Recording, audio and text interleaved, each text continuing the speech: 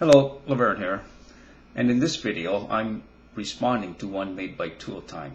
In his video he talks about miracles and gives his reasons why miracles cannot be considered evidence for God. He gives a number of different reasons why he believes so. Some of them are that miracles are basically impossible to believe. He says that there's never been a proven one, and therefore, since there's never been a proven one, it's difficult to believe them. He goes on to say that the majority of them can be attributed to either frauds or people basically wanting to believe in them, and so it's kind of their minds playing tricks on them. I'm paraphrasing a bit, but that's basically what he's saying. And while I do agree with him that many supposed miracles can be attributed to frauds, and can be attributed to people so much wanting to believe in them that they overstate, I guess, the cause and the thing that actually happened. Many people can convince themselves that they are healed when in fact they aren't. But these are not reasons to disbelieve all miracles. There are evidence of real miracles happening. And I've included in the sidebar a link to one such example. In the video that is the link, it happened approximately a year ago. I think it was May 2008. A woman by the name of Val Thomas was in the hospital and was declared dead. In fact, she'd been declared dead for 17 hours and had been kept on a respirator. Now, she had no brainwave, she had no heartbeat, no pulse, and rigor mortis had actually set in. Now, rigor mortis is one of the surest signs of death. It begins to occur somewhere around 3 hours after death and can continue up to 72 hours. This is documented by hospital staff and family members that were there and so on. It was reported in the well-known news agency on, I don't know if it was national news, but certainly accredited news agency. So when we have something like this happening, and it's been over a year now, and there has been nobody coming forward to discredit this claim. Doctors actually used the words that it was a miracle. So if you can't believe doctors that something happened that they cannot explain, and therefore that it's a miracle, then who can you believe? How can you possibly discredit and say, I'm not going to believe that this is a miracle, when these doctors who have absolutely nothing to gain from it are claiming it as a miracle? That this wasn't something that could have been set up. This wasn't in a church setting. This wasn't some pastor calling forth people to come forward and claiming that they are healed. This is an actual documented case of somebody who was resurrected after 17 hours of being declared dead. So I put to you, Tooltime, that if this can happen today, and we can have a documented example of such a miracle happening today, then is it so hard to believe that 2,000 years ago the Son of God could have been resurrected after 3 days? Now, something else that Tooltime talks about is that he claims using miracles as evidence for God is a circular argument. He says that because a miracle presupposes that there must be a miracle causer, that this creates a circular argument.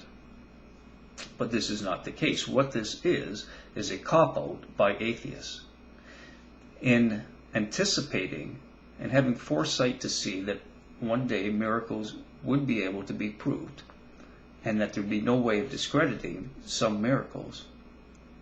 Atheists attempt to put in this loophole that will discredit and discount them. So they put up boundaries and conditions that are impossible to meet, saying that even if we prove signs and wonders or miracles, that these things do not prove God. Now, Tooltime, I want you to consider what you are actually saying here. What you are saying is that you have created a model of what you believe the universe is, and that no matter what the evidence is that is brought forward to show that your model is incorrect, you will refuse under any circumstance to change that model. No matter how logical and rational and intelligent the information is brought to you, you will refuse to change your model. You see, when new evidence is brought forward, you have one of two choices. You can either change that model, or you can deny the evidence that is brought forward. But in choosing to deny that evidence, you are in effect choosing to live a lie. And when you deny evidence such as miracles like this, that is what you are doing.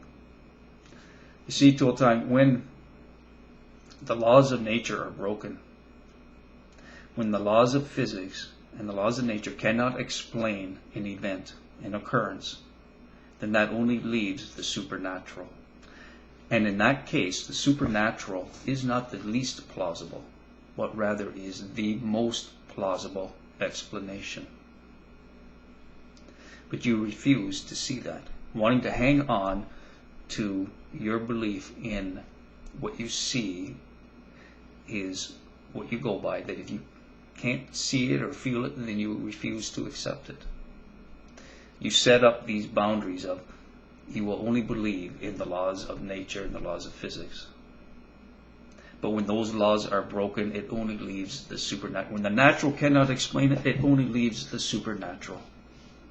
And the supernatural becomes the most plausible possibility. Now, with that said, I just want to actually give a bit of information to my brothers and sisters that I think you would be interested in this story about this woman. There's another story that came out after from people of the church that she went to and from her family. And there was more miracles happening post this miracle. And that is that a couple of her family members gave themselves to the Lord. They were non-believers. But after this, they gave themselves to the Lord. In fact, they had been praying that if God did something, they would give themselves to the Lord. And that is exactly what happened. And I'll also provide the link for that. And something else of interest as well is the fact that the woman that reported this story, she was fired a few months later. And the reason for it is because she went against the wishes of management, or rather the orders of management in bringing this story forward. She was told that she could not put any kind of religious slant on this story. But she went and did it anyway, told the story of what the family was thinking and doing and all that sort of thing. And in doing so, she was fired for it. And this goes right in line with what we are told is going to happen in the time of the Great Tribulation, that there would be persecution of Christians. And that is exactly what we see happening here. A woman reported a real miracle of God, and the consequences of that action was that she was fired from her job. All right, I just thought that would be of interest to my brothers and sisters. Until next time, peace and blessings.